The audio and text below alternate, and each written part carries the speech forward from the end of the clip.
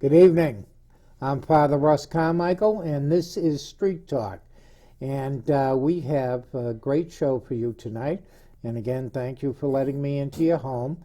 Across from me, I have Dominic Cotton, my co-host, as always, and the big troublemaker from the state of Connecticut. Mm-hmm. But a good surprise tonight, and someone I'm really happy to have on. I have Representative Gail Lavielle.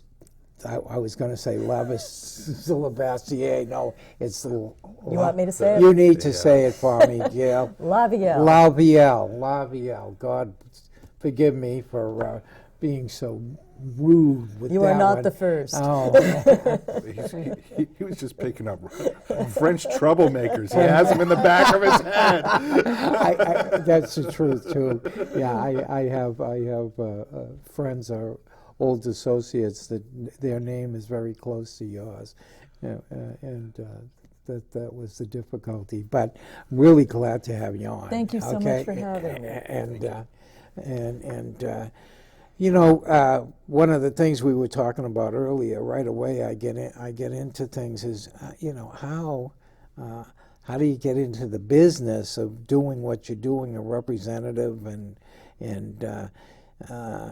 how, what makes you want to do that, and we talked a few minutes about that. So I do want to, a quick short version about, what gets you to be where you are.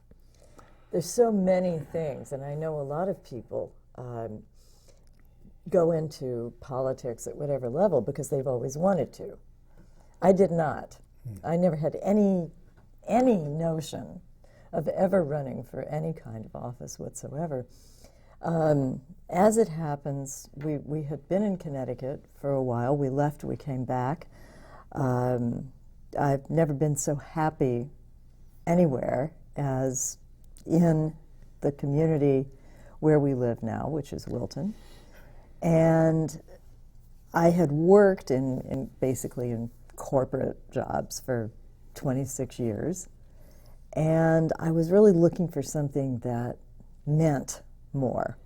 It's hard to describe what means more is, but basically when you're in a corporate job, you're trying to make a living, and you do your job as well as you can, but you're not sure if you're really benefiting anyone. Yeah. And as I got to know people in this business, if you want to call it that, in this activity, better, and to understand more, I went to the State House a lot. There was an opportunity where I live. People asked me if I was interested and began to be a little bit more forceful about it. And the more I got to know in the State House, the more interesting it became to me. There's so much that needs to be done. And I thought, well, maybe I should do this. The reason I asked you that is because I know what you told me and you get involved, but it is the civic opportunity and it's the civic thing to do. And if you really care about your community, you get sucked in, as we said. And again, Dominic was so helpful to the stuff that we do, is try to educate people to get them civically involved. I mean, that's really what the show is about. I deal with the I say the common folk, in our ministry, and I deal with the poor and the marginalized, which don't vote for the most part. They're out of the system. Their voice doesn't get there, and that's because they don't participate. They don't, they do not participate in the government. So that's why I had asked you before the show, but I wanted to talk about that. And that's actually how we met. We met obviously you through appropriations committee. This is the inexperienced side of politics that you talk about, that civic opportunity. I never really dealt anything having to do with Connecticut politics, and you had to learn really quick on your feet because Department of Social Services wasn't being particularly nice to us that year.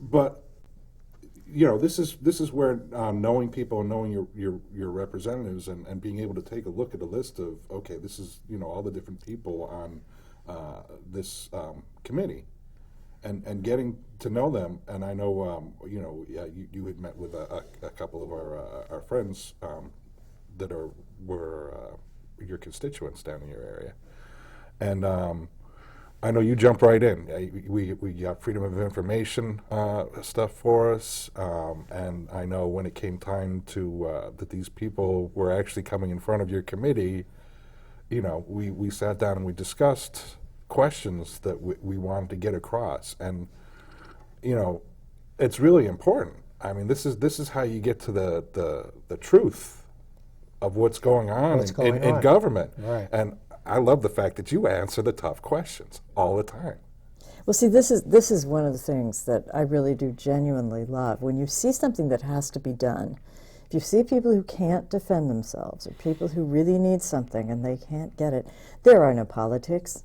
There's nothing to do with politics. No. And in fact, politics, if you just took them and picked them up and put them over here and did the government thing and the public service thing, you would accomplish so much more. But really, in a case like when you're dealing with people who have traumatic brain injury, I mean, it does not matter what party you belong to. They don't care. No. Why should you care? And it's what I say often is, and I really believe this, if you don't have constituents, first off, and if you don't know what they want and what they think, what on earth are you doing this job for? Mm-hmm. There's no other reason to do it. You're there to do what they want, not what you want.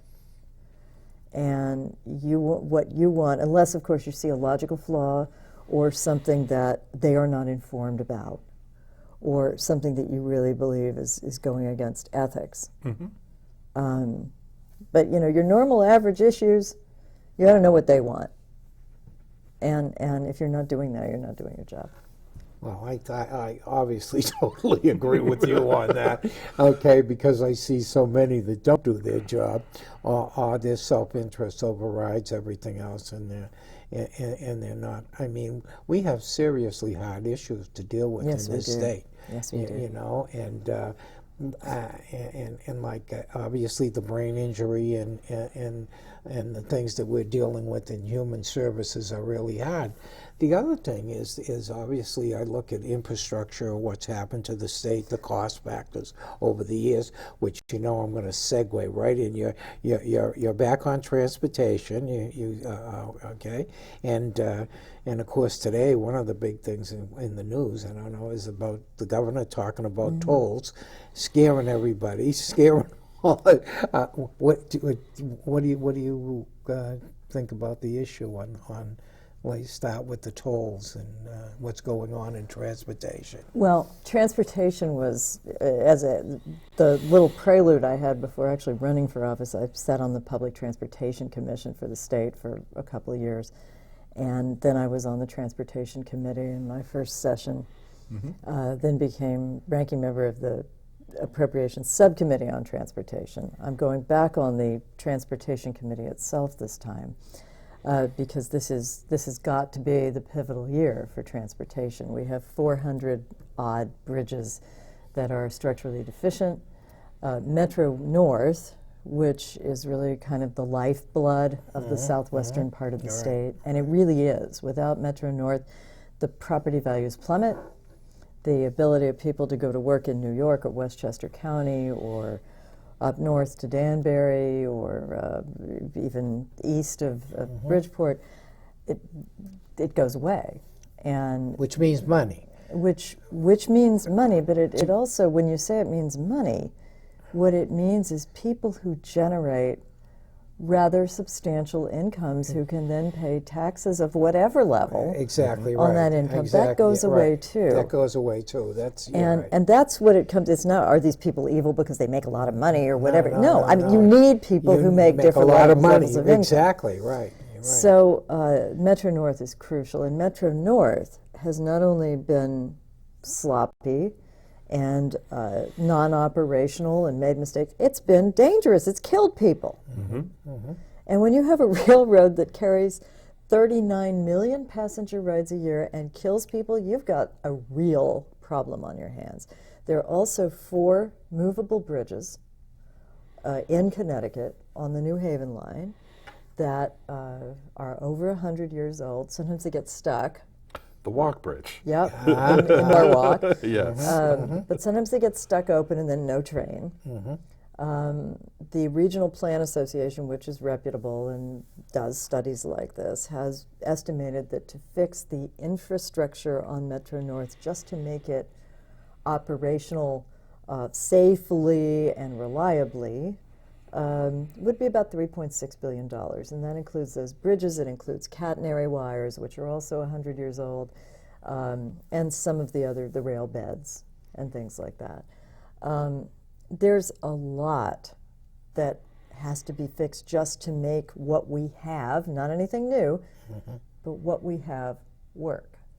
So, of course, it's necessary to confront head-on the financial aspects of this. Where is the money going to come from? That's why tolls get brought up so often. Most other states have them. My district, Wilton, Norwalk, Westport, and of course the people in the surrounding towns have never been very excited about tolls. That's an understatement. I'm being understated. They hate the idea of tolls for a number of reasons. The thing about stopping at the toll booth and having accidents, that's pretty much gone away because now we have the high tech, the Easy Pass and all that. So that's not the real issue. But the gas tax in Connecticut is about the highest in the country. It might be the second high, but it's pretty much the highest. The gas tax is not bringing in as much revenue as it used to because cars are more fuel efficient. And we're moving to electric cars and things like that. So we know that's not going to be reliable. Nobody wants to see the gas tax raised. The other thing, of course, and this is something that we've all spent a lot of time on, there is a fund in Connecticut called the Special Transportation Fund, which is managed by the state government, which takes in every year the revenues from the gas tax and also the rail and bus fares. That money's supposed to stay there and get used for transportation. It never has. Now, there's I think transfers it's recalled the back general and forth. fund, isn't it? It pretty much goes back into the general fund. This last biennium, every budget year in Connecticut, every budget cycle in Connecticut is 2 years. So over this 2-year cycle, the rate of the Special Transportation Fund for other purposes has been about $130 million. I worked very hard on this last session to get into statute language that says you can't do that anymore. We did it. We're pushing to get a constitutional amendment because we don't think the legal statutory language is strong enough. But all of that said, the need for money is there. If you didn't raid the Special Transportation Fund every year, well, that might give you $200 million a year. We're talking $3.6 billion just to fix the rails that we have, and that doesn't include the roads. Right. So there is something dire that has to be done. My own personal view, I think I just hit the microphone, but my own personal view is tolls are extreme when you haven't done some other things. First, you've got to make sure you lockbox that Special Transportation Fund. Keep it absolutely dedicated to transportation. Number 2, bonding is a perfectly acceptable thing to do for infrastructure. Now, you don't want to bond for, bonding is when you borrow long-term money. You don't want to take out a mortgage to pay your light bill in your house. So the state should not be bonding to do very short-term things like pay salaries, keep up a park or something. That's not bonding money. That's ongoing operational money. Yeah. But when you look at bonding, the state is using bonding to do things like give $100 million to a company to create jobs. Hold the phone, folks. They bought a tennis tournament in New Haven. We've got rails and roads that are falling apart. Exactly. So we have to look at our bonding priorities. I did introduce a bill last session that said put Metro North up at the top, in all transportation bonding party, just transportation. Well, it didn't go anywhere. But we've got to look at that seriously, bonding priorities. And then I believe we have to, even though federal money for transportation is drying up, Connecticut relies on federal transportation money much more heavily than other states. So we need to look at ways to be more persuasive in Washington, because when you cut off Connecticut, you're cutting off New England. Exactly right. It's the gateway. So Right. we need to get together with our New England friends and go to Washington and work a bit harder on that. Now, once we've done all those things, and we've ensured that all money that comes for transportation stays in transportation, there are, again, some things that are not nearly as unacceptable to people as, let's slap a toll on all the borders, let's slap a toll on all the state highways. One of them is the idea of optional, voluntary tolls. You create an express lane, and if you want to take that express lane, you pay a toll. Interesting. If you don't want to take it, you don't pay it. Oh, okay. And I could go into the details of this, but there are various places in the United States where this has been successful, because not only do you get the revenues from people taking the express lane, you also calm down the traffic Come in the down the non. other way. What is? I know I've heard about in other states where they actually have private highways where they Yes, do there, such a thing. there are some, yes, but then you have to build a new highway. Yeah. You that's have to get a different- private company willing to do it. Yeah. Yeah, I grew up with the Mass Pike, so toll meant nothing to me. You know, you wanted to go to Boston from where I was, you threw the thing in, boom, you're Yeah. right there. So I guess in the bridges and stuff like that. So I've been always used to tolls for Wow. upkeep and Well, stuff like most that. states Yeah, are. yeah, I remember the disasters that happened in Connecticut, because I grew up here and I lived right in between the Norwalk toll, so I could get on and off at exit 16 or exit 17. 'Cause Yeah, I went to graduate school in Connecticut, and I remember dead tolls. spot right in the middle. Yeah. But the accidents that were caused because of them, just the terrible. constant sort of stop and go, because Connecticut tolls were different than what they are in other states, where they're done. You have highways that have long entrances. They have long spaces in between their exit ramps. Right, exactly. Connecticut, we have like almost an exit ramp every That's like right. mile, and so when they set up like the Mass Pike tolls, there's 20 exits between Boston all the way out to the New York border, and so when people get off of those exits, they go into the other off routes. Right. So it's easy for them to manage the toll system out there.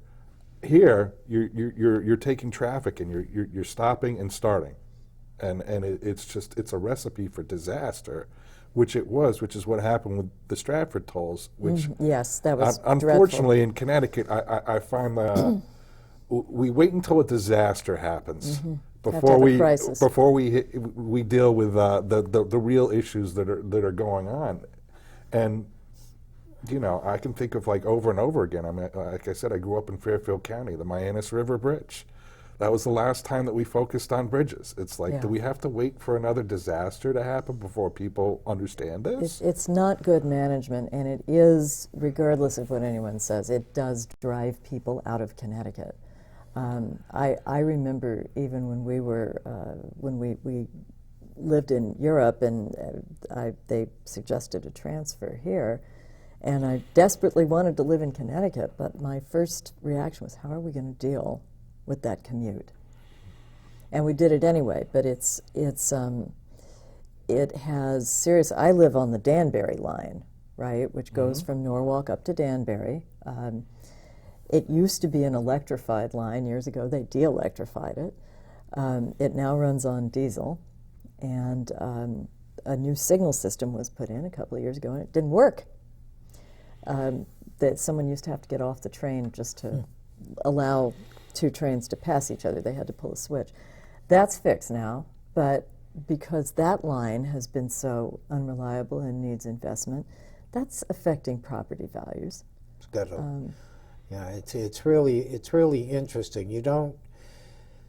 The common person doesn't really think about all those things and how effective and what it does and all the things in jobs and revenue and all, and how we allowed all this infrastructure to deteriorate over the years is really, it's outrageous. It's tragic. It's absolutely tragic. I mean, and again, it means money. It means getting money from someplace. It does. It is strictly, it is a financial thing, and it's a priority thing. A priority. I mean, when you think about doing the work, you're talking about creating jobs and all that stuff.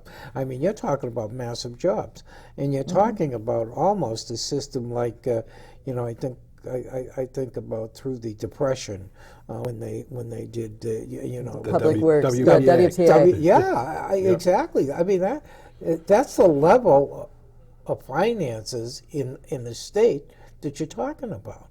It's very, particularly since Connecticut is small. Right, exactly. And this is a huge overhaul that absolutely must be done. I think I've read some of the recent coverage of what the governor has said, and of course we're all anticipating his February 4th budget address. I think one of the things that he's said about, we have to have a serious conversation. I agree with him there. The tolls are something else, but when he says a serious conversation, I do believe that the public, people all over Connecticut, all over the place, and some legislators really have not understood the enormity of this problem. It is a transportation crisis. If you don't fix this, you can't really do much else in Connecticut. And then, of course, there's the feeling that, well, this whole commuter rail thing and I-95, so much of that, I mean, thank goodness we have Shoreline East now, but so much of the problem, because it's older, is Fairfield County. And the attitude in Hartford is often, oh, it's Fairfield County, they're wealthy, they can pay for it. Well, they can't. They can't, right? It's a whole lot of money, and you can't do it with local taxes. And we got the federal money. I know from where the port is in New London on the rail, that they're going to reinforce or redo the rails all the way up to the border. But that's my understanding. I don't know if that's your understanding, but they got this big federal grant to do that not too long ago, and obviously. That's the reason they did that is to transport goods that come into the port, anticipating what we're going to do on the waterway. Well, that's actually something else that we got done in the last session was the bill to, it doesn't quite do it yet, but it prepares the turf to create a port authority. Right. To develop New London, Bridgeport, and New Haven as deep water ports, which they are, but they need dredging, right, and they need marketing. Yeah. They're never going to be the hugest port in New England, but there's a lot of specific cargo they can take in and out, and they can take some of the traffic off the land.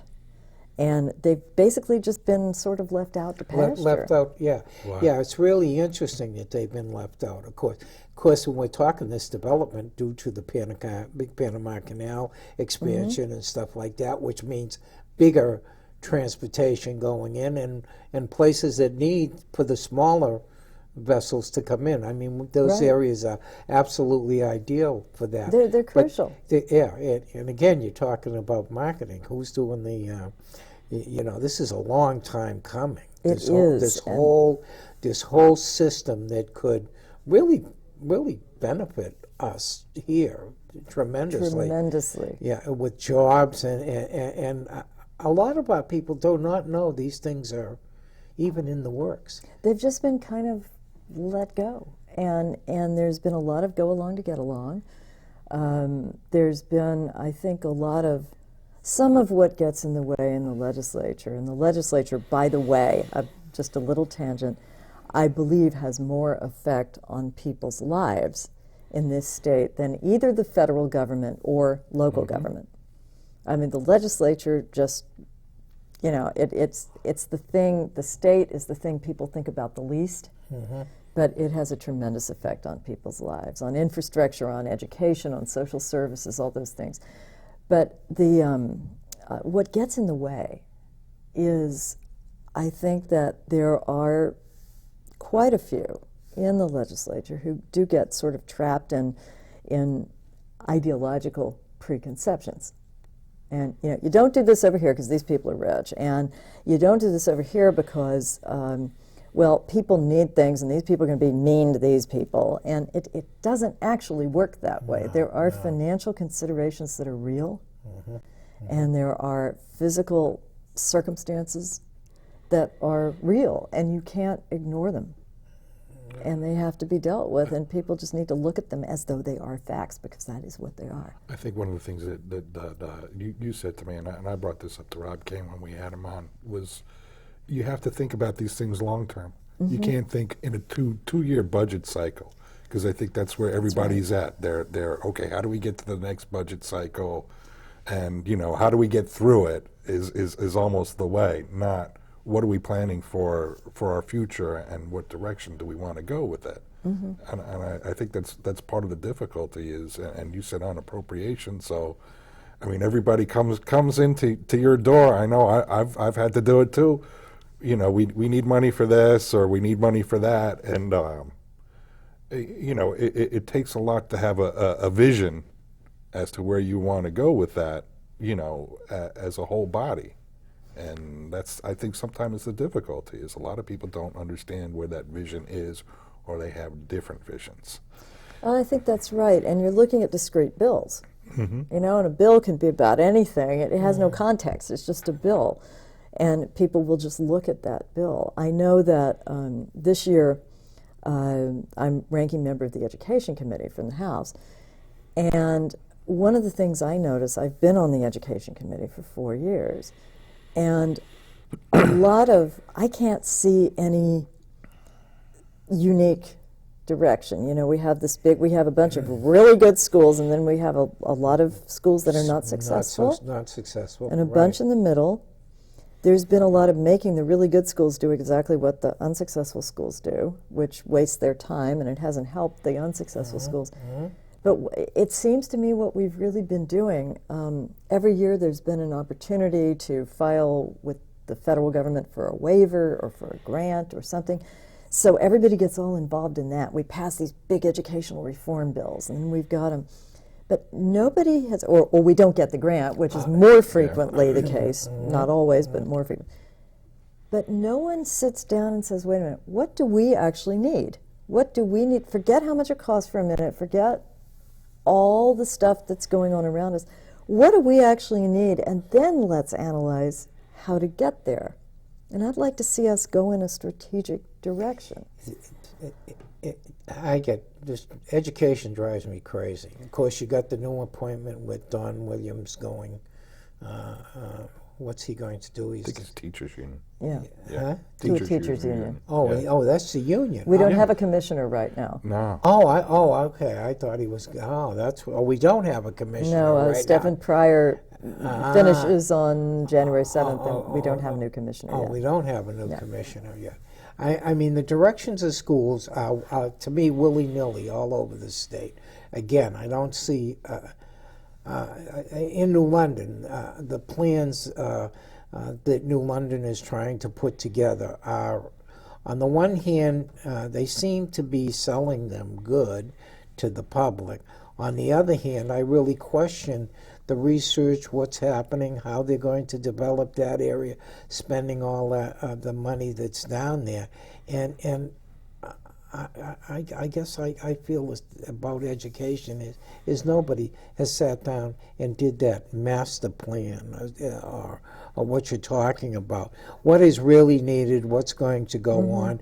Are we training the kid? We're training the kids for jobs and stuff like what jobs, where are they, what are you talking about long range?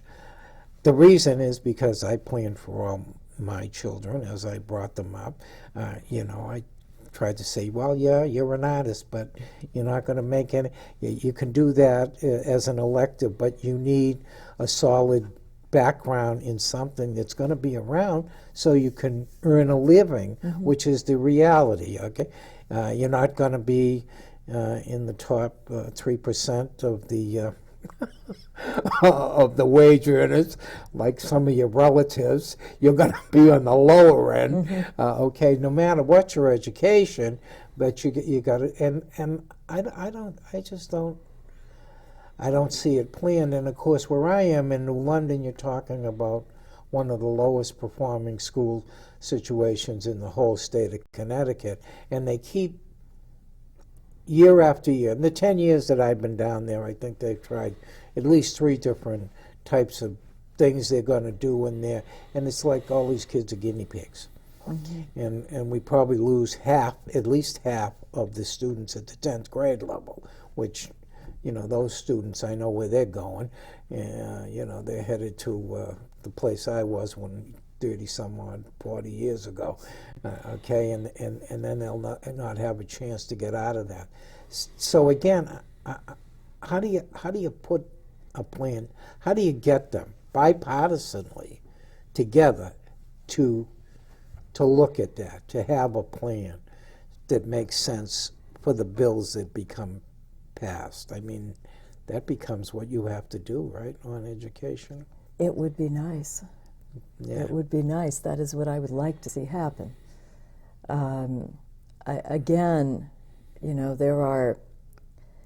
People come from various types of districts, and there are various types of pressures. I have an interesting district because I have 2 of the best school districts in Connecticut, and then I have a city which doesn't have one of the worst, but it does have a district that needs help. It needs help. And the community of parents in Norwalk is a community that really cares, and they are really involved in the school system, and they want to see it soar. I mean, they are truly concerned.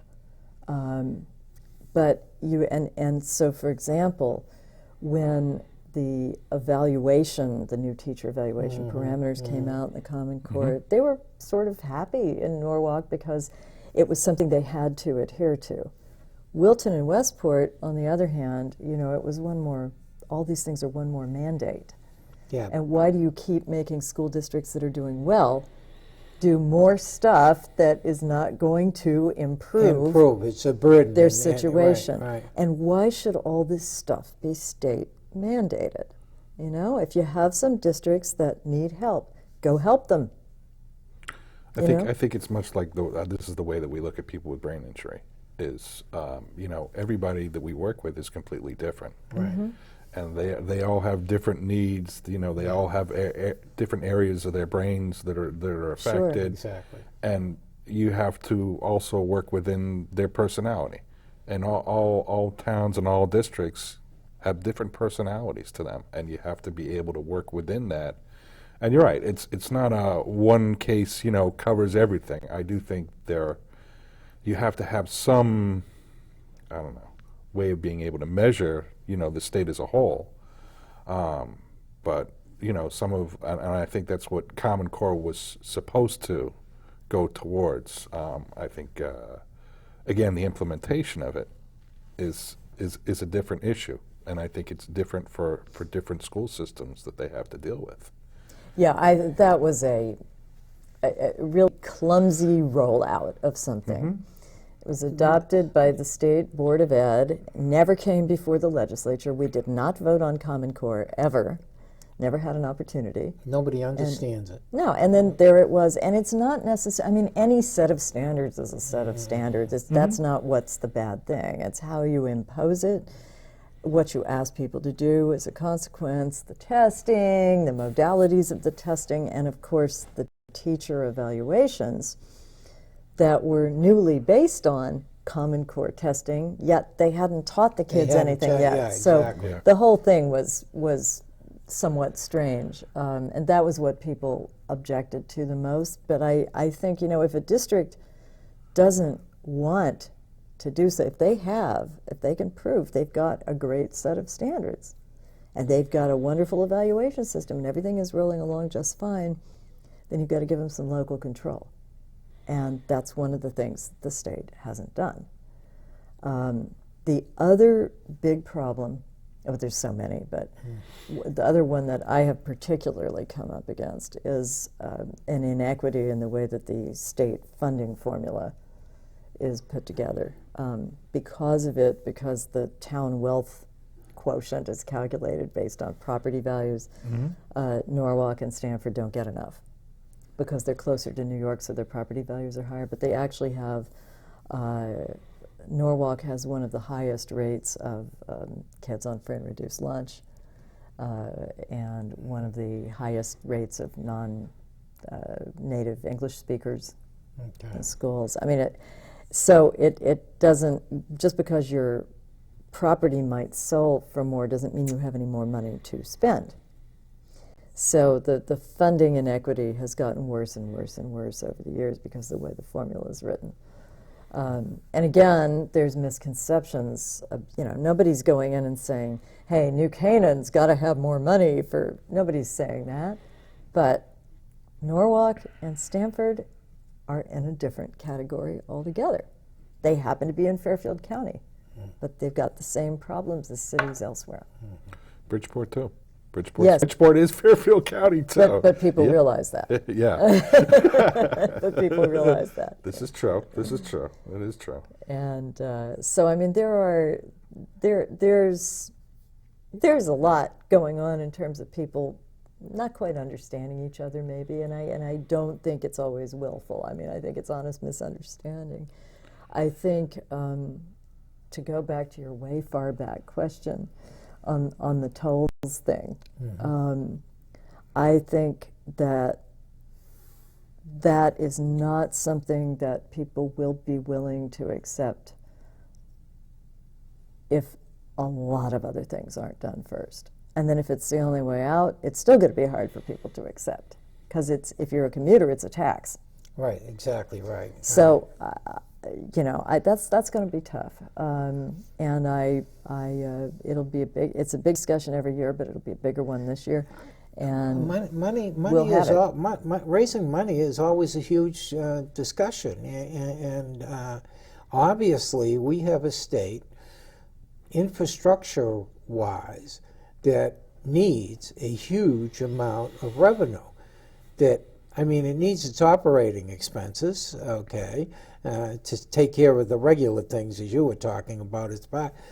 But it needs that money to rebuild bridges, all these things that have to be done, and how do you do it? That has got to be. And this is where I would just my note of caution is that it's we can say we need more revenue, but I do believe that the state has not used the revenue it has efficiently or well or with thought for the greater good. And so when, for example, if you're bonding to buy a tennis tournament, I mean, come on. But that aside, there are 200 people in the state government. They're not even in unions. Just got raises, big raises the other day. I don't know if it was last Friday or the Friday before. Some of them got 12% raises. I don't know anyone in the private sector who has gotten a 12% raise in the past 25 years. That's taxpayer money. I know it. The president of UConn just got a huge raise after sort of aggravating a lot of people over the past 2 years. Yeah, we face this in our community because the reality of our situation is we haven't seen any changes in money in our program since 2007. And then on top of that, recently they changed around the way that they're looking at it from labor standpoint for independent living skills trainers, which is what we both are. So now all of a sudden, I go from an independent contractor that gets to write off, a lot of different things along those lines, to somebody who's a household employee, and now I get hit with like a unemployment tax because they take Yes. that money out of the top. I get hit with the added unemployment for the past unemployment that we haven't filled the trust fund back up with. That's right, because now there is a new tax tax, this yeah. year on paying back that loan from the federal government. And interestingly, there were, I think, 7, 8 other states that were also subject to that tax because they have borrowed the money for longer than 5 years. All of those states applied for a waiver. All you had to do basically was say you wanted it, and they got the waiver. Connecticut did not apply. Yeah. Now, you might say there's a logic to that, that the interest rate won't continue to go up. They'll pay off the loan more quickly. All right, if that's what you want to do.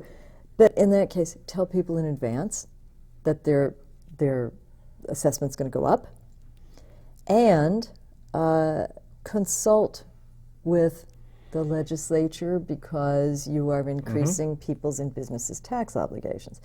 No, the Department of Labor did this all by itself. It made the decision and didn't tell anybody.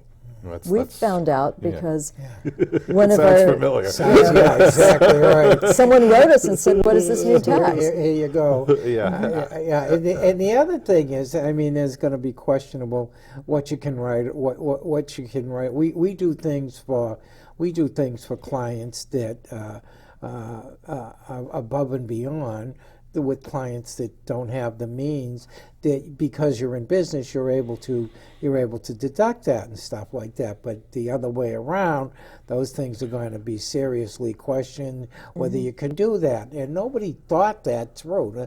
As far as nobody, I don't believe they didn't think. What I ended up having to do was I had to change around my business structure and become an agency.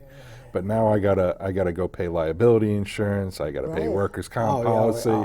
So here you go. The money that I think I'm saving over here, I'm not having to pay unemployment on myself, is going towards a liability and a workers' comp policy. Right, exactly. So Yeah. I mean, a real conundrum. Whereas if they just figured out a way to get a waiver through the Labor Department, you wouldn't have really had this issue and wouldn't have had this level of confusion. Should have been a simple thing too. I mean, Yeah. I thought it would have been a real simple thing to get the waiver. It was It a was. question about exactly. It was a policy decision. Policy Yes. decision, and I believe it's going to prove to be a huge mistake for them as they go on. Whether they lose people or not, there's going to be some difficulty with this whole situation they're going into. So needless to say, I'll be in front of your appropriations committee again, discussing exactly what's going on with this. Do come with that one. I just wrote an article about that, so it's been out in the press. Yeah, we'll be up there. Yeah. God, I'm telling you. No, but I think since I have been in the legislature, and I think for some time before that, the effort to look at spending and to cut it where it's wasteful and spend it strategically and intelligently where it is not really needs to be done. Well, nobody really understands this stuff. And again, I like to say the common folk, the average person really does not understand how the governmental structure really works. Yeah, we talk about taxes, but how is it spent? What is it going to? What am I getting for my dollar? I mean, the average guy's going to work, or woman and stuff like that, going to work, raising their kids. They don't, they're thinking, oh yeah, they're fixing my bridge. No, they're not. Are they? Oh, my train rails are getting taken care of, and stuff like that. No, they're not. And that's really. I mean, that's why we do the show. Okay, to hope that you're listening to say, listen, this is your money. This is your money. This isn't. No offense. Dan's going to get mad at me again. It's not You're his not calling money. him Danny Boy, so it's all right. Well, we were friends for a while again, but it's not. I just get aggravated. Obviously, there's certain people that deserve raises. Again, I'm a union guy, heavy union guy, and stuff like that. And I know our police and our fire and all that stuff, but there are some huge salaries Oh, yes, there are. And we were talking about Department of Education, and that triggered something. I mean, just huge. They're huge, and I look to either why aren't they retiring a lot of people, or They've tried that. They tried that. Jody Rell, in fact, did some early retirement stuff and I say she did it, and I'm very careful about that because, people argue about, well, the budget, it's because of the Republican administration, the Democrat administration. The legislature votes on the budget. The governor does not. However, there is one thing that the governor does do. The governor has the negotiating role and decision-making role on the contract with the state employee unions. Now, it is, once one is signed, it is supposed to go to the legislature for a vote, and we can have an up or down, yes or no, vote on it. If we don't vote on it, it goes into effect after a certain number of days. I'm used to this. And so every time we tried to force a vote last time, but the majority has elected not to take the vote. So it goes into effect. But so when I say that, it's something the governor did, that actually was, that was a Jody Rell move to do some early retirement stuff. The current contract with state employees was negotiated by this governor. The budget is the legislature. 2023, right? The no layoffs provision was 4 years. The benefits portion of the contract does go into the 2020s. I don't know if it's 2021 or 2023. Something along those lines. Again, that is the worry there, and you can look to Rhode Island to see what they did. The worry there is that because the deal is so favorable for current state employees who are in a union, and that doesn't mean there's anything wrong with them, they just happen to be, that's how it gets negotiated. They won't get what they've been promised when they retired because there's not enough in there. We have over $70 billion as a state, and that's percentage-wise, proportionally, that is the highest in the country besides Illinois, that we don't have the money to pay. So when these people retire, they will not get the pension they have been promised, and they will not get the health benefits they've been promised. The just elected new governor of Rhode Island was the state treasurer. They had the same problem. It wasn't quite as bad as ours, but almost. And her name is Gina Raimondo. She went around and made presentations to all the state employees and explained to them, no, you don't contribute a lot to your pension or to your health care. We pay for it all, but guess what? You're not going to get it. I'm simplifying dramatically here, and after a while, she made a persuasive case, and they made modifications to those fringe benefits and to the arrangements.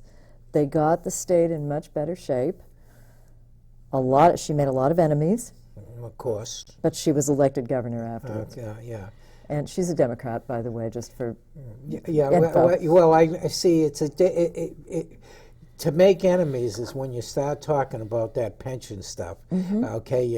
Especially when you're a union person and stuff like that. I mean, there's back pensions that are paying astronomical amounts and shouldn't be, okay? Because people learn that, okay, you work up to a certain point, and then you're going, oh, I'm going to retire in 5 years, and all of a sudden up goes the money, and some people are earning more money on retirement than they did. That's right. While they're working, and I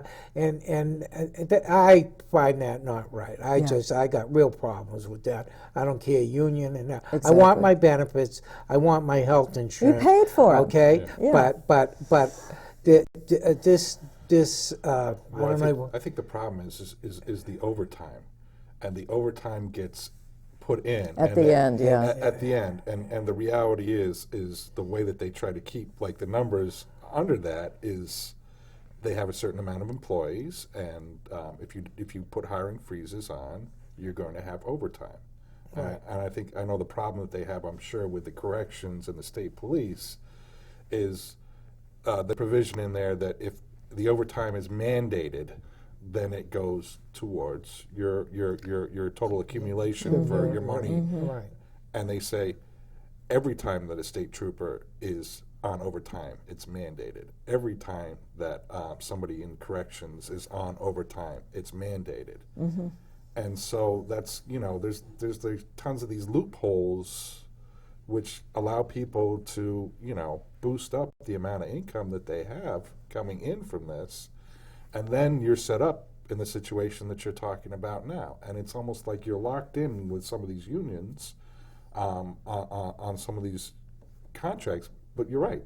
At the end of the day, if there's no money there to pay these That's things right. 10, 20 years down And the line. that's not fair to them, frankly. No. It's not fair to the taxpayers, it's not fair to them. And they're also taxpayers.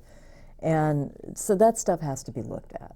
And I hope that we will be able to look at it. Well, we're getting close. I can't believe this, okay? I guess you got shot that it's 5 minutes. It's probably about 4 minutes.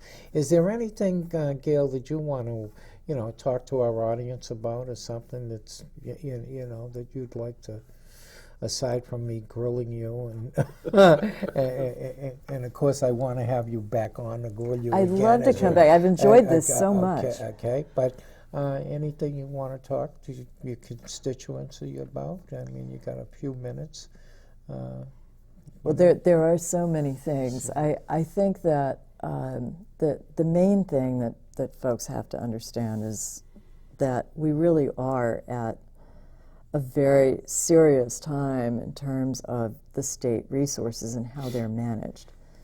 And we are looking down the throat of a nearly $3 billion budget deficit over the next couple of years. Whenever I hear about the federal deficit, my first reaction is to say, oh gosh, that's so far away, what do I care? And in Connecticut, it's normal to have the same reaction. But in fact, what that means in real terms for everyday life is that there's money coming in, but there's a lot more money being spent. Going out.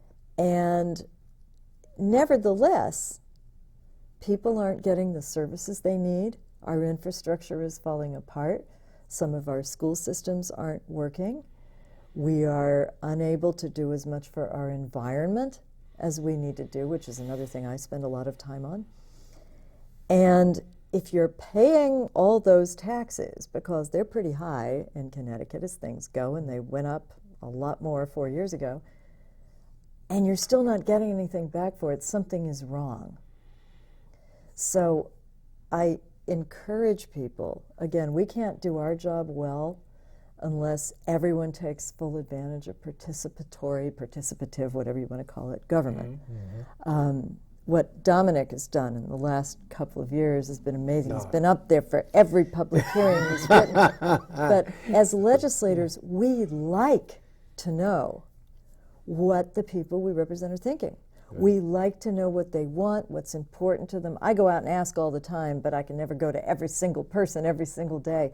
So take advantage of our system of representative government. Call us, email us. I'm there. I'm all the time, and it's wonderful to be here. Thank you. It's so good to have you on, and again, we're going to have you back. Dominic, as always, he does great work. And to our folks, we'll be seeing you next week. God bless. Keep me in your prayers, and all of us, and I'll keep you in them. And we can run the street if our people want, and I thank you very much. Again, good night.